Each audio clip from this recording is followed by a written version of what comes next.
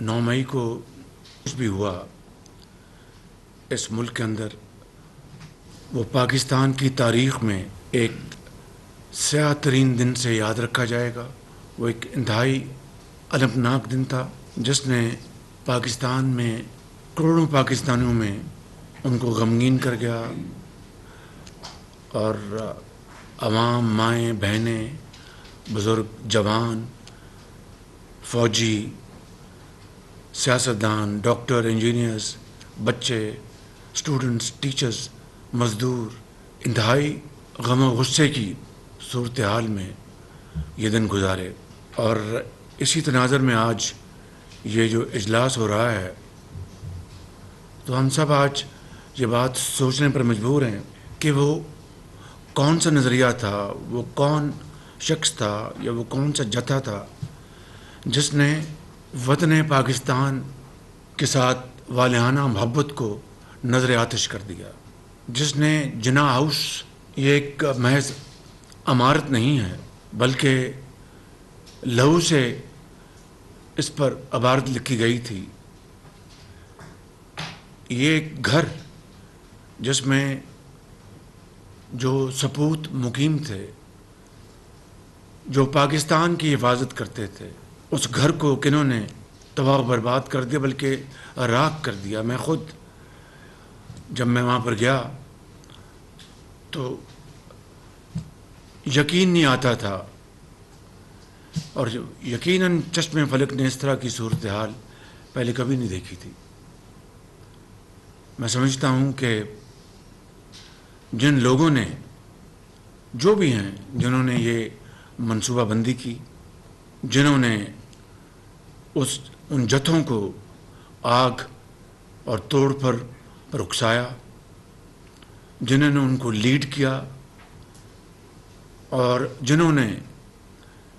ये तबाहकुन कार्रवाइयाँ की, वो यकीनन दहशतगर्दी के तो ज़ुमरे में आते हैं, लेकिन पाकिस्तान के असली दुश्मन ने 75 साल में वो ऐसे घिनौने काम करने में वो कामयाब नहीं हुआ जो कि ये जथा कामयाब हो गया, और जिसकी जितनी भी मजम्मत की जाए वो कम है, जिसके बारे में जितना भी गम व गुस्सा किया जाए वो कम है। इसलिए कि चाहे वो 65 की जंग हो, चाहे वो ज़रब अज़ब हो, चाहे वो अमन व अमान कायम करने का मंसूबा हो, चाहे वो आर्मी पब्लिक स्कूल पेशावर हो जहाँ पर 100 से ज़्यादा बच्चे और उस्ताद शहीद कर दिए गए, और चाहे वो पाकिस्तान की सरहदों को महफूज करने के लिए दीवानावार शहादत का जाम नोश करते हुए करोड़ों माँओं और बच्चों और बुज़ुर्गों को हिफाजत और सुकून मुहैया किया, वो सपूत, वो शहीद, वो गाजी, उनकी बेहरुमती की गई, उनके घरों में बलवे किए गए, GHQ की तरफ रुख किया गया, मियांवाली के एयर बेस की तरफ रुख किया गया, ISI के जो दफ्तर है फैसलाबाद में उसकी तरफ रुख किया गया, और इस तरह जो FC स्कूल है वहाँ पर तबाही की गई। क्या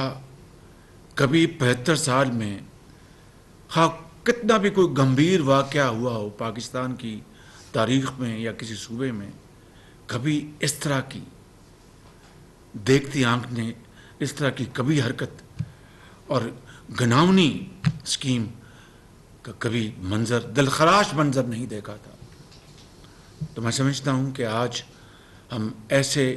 मौके को पर यहाँ बैठे हैं कि हमें इस सारी सूरत हाल का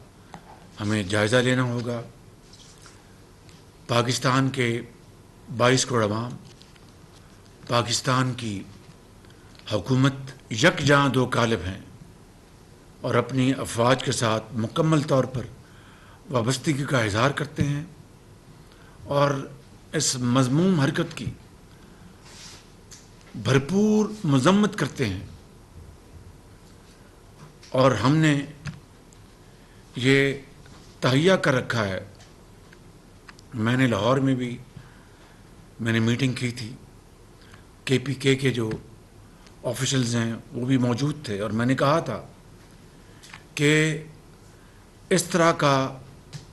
دلخراش منظر کبھی کسی پاکستانی نے نہیں دیکھا. اور یہ کن کے ساتھ کیا گیا؟ جنہوں نے وطن کی خاطر اس دنیا کو چھوڑ کر وہ اگلے جہاں چلے گئے. اور میں پھر وہ الفاظ دہرانا چاہتا ہوں کہ ان کی بیویاں بیوہ ہو گئیں، ان کے بچے یتیم ہو گئے، ان کی ماں باپ قیامت تک ان کے آنکھوں میں آنسو خشک نہیں ہوں گے. ہم کچھ بھی کر لیں، ہم ان کا یہ قرض یہ قوم ادا نہیں ادا کر سکتی. ان کے ساتھ یہ کچھ ہوا وہ تو دشمن نے بھی کبھی نہیں سوچا ہوگا. لہٰذا میں نے وہاں پر لاہور میں یہ کہا تھا کہ جو پلانرز ہیں، جنہوں نے منصوبہ بندی کی ہے، جنہوں نے اس بلوائیوں کو اکسایا، ان کو لیڈ کیا، اپنے سامنے